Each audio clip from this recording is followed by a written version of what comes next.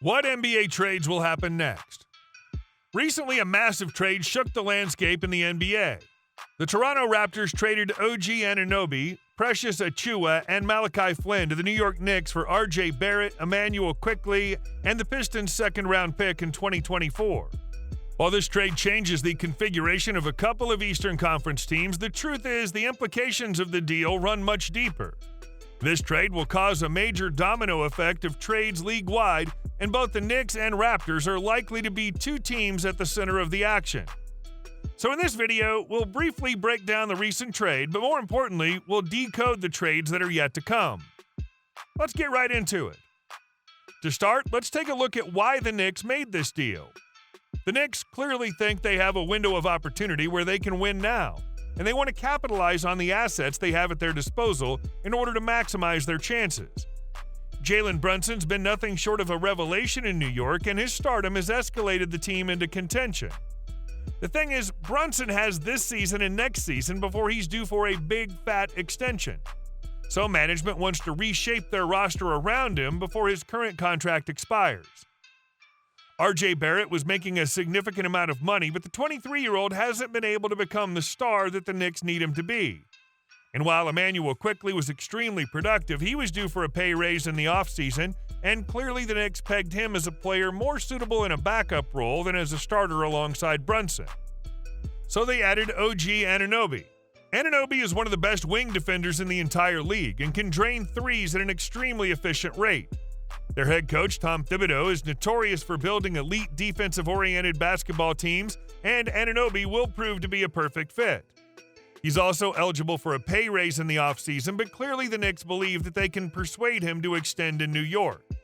However, the Knicks lost two players that they depend on to put the ball on the floor and create offense for themselves and their teammates. OG Anunoby doesn't profile as that guy, so another trade is likely in the works, and based on the boldness of this past deal, it'll probably be a big one. The biggest name that's on the Knicks' radar is Donovan Mitchell, who the Cavaliers might have to trade this season to get maximum value. Mitchell would be the perfect fit in New York and would give them a starting unit capable of going all the way. But do the Knicks have the assets needed to acquire him? They could package Quentin Grimes and Josh Hart with draft picks, but the picks would be late. It's likely that won't be what the Cavs want. If the Knicks truly want to trade for Mitchell, Julius Randall would likely need to be included in the deal. Now that would be a massive trade, but we're not certain that the Knicks are willing to give up on Randall even in a deal for Mitchell. But we wouldn't count it out.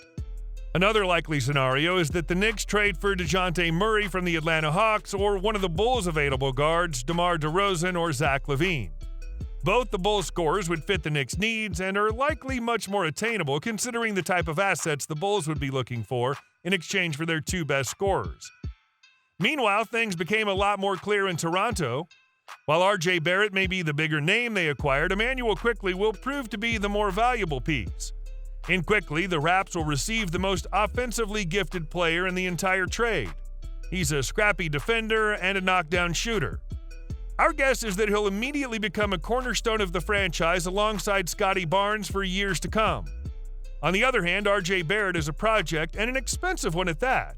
Currently, he holds a big contract that has some significant holes in his game. As a left, he's a capable slasher that can use his skills and length to get to the bucket and finish in traffic. But he has some severe limitations using his offhand. Until he makes major improvements using his right hand, he'll struggle to take the next level as a playmaker. Additionally, he hasn't improved his shooting from three-point land enough to be considered reliable in that regard. And the Raptors have been devastatingly poor at shooting open threes. For that reason, Barrett will prove to be an ill fit unless he can improve significantly. There is hope, though. The 23-year-old was the third overall pick in 2019 and still has plenty of years to grow. He's a willing battler with a seemingly great attitude who will now be working with Darko Rajakovic, who's mostly lauded for his knack in developing young talent. For example, Desmond Bane was developed under the tutelage of Darko. If RJ can become a capable three-point shooter, he could be a valuable asset playing in his home country of Canada. However, the trade isn't going to catapult the Raps into contention immediately, and the writing is officially on the wall for Pascal Siakam. The forward, who is the most tenured player on the team and the star scorer since the departure of Kawhi Leonard, most certainly will be traded. The question is, where will he go? Well, this current trade made it clear that the Raptors don't want a slew of draft picks. They want young players ready to step in that can develop alongside Scotty Barnes, Immanuel Quickley, RJ Barrett, and Jakob Poeltl. With Siakam's expiring contract, trade partners will need to either see a window of opportunity, feel they can re-sign him to an extension, or most likely both. When looking at the top teams in the East, we don't see a fit. The Celtics are rolling, and Siakam wouldn't even be a starter on their team. The Bucks don't have any young trade assets that would catch the interest of the Raptors, and the 76ers don't have any available for trade either. The Miami Heat might not be an ideal fit unless they're willing to trade Jaime Jaquez Jr. in a package, which we doubt they would. The Hawks have been rumored to be pursuing Siakam, but that was before their subpar season. At this point, it doesn't make sense for them to trade young assets for a player they could lose for nothing when they're so unlikely to win a ship this year. That leaves the Indiana Pacers, who are, in our minds, the most likely candidates in the East. After watching the Knicks take steps forward, they're likely to want to keep pace, and they have the cap space available to extend Siakam. They're capable of winning now and might not even have to give up their best assets in the trade. The Raps would likely want Ben Mathurin in a deal, but that could be where the Pacers draw the line.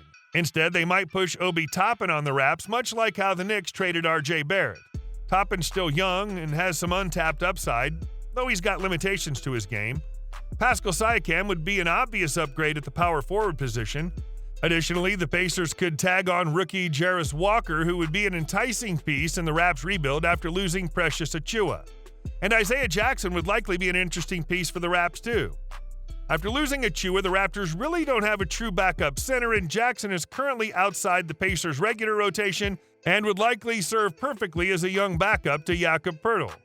The Raptors would likely trade a player like Chris Boucher or Otto Porter in the deal as well to increase the Pacers' chances of winning it all this season. There are also a number of teams in the West that could pursue Siakam. For starters, the Lakers could try to acquire him. They would likely offer up young pieces like Rui Hachimura and Jared Vanderbilt in the deal. Who knows? Maybe the Raps would take on Cam Reddish to pair him up with his college teammate RJ Barrett. And they'd likely throw rookie Jalen Hood-Schifino in there the deal as well if the Raptors wanted him. If the Raptors do deal with the Lakers, they might push for Dennis Schroeder as well, who was a major part of the team last season and has been missed greatly. Other teams in the West that could be interested include Sacramento, Oklahoma City, Dallas, and Golden State. However, he's unlikely to go to the Kings if they won't move Keegan Murray, and OKC is playing so well they might just roll with the roster they have in place.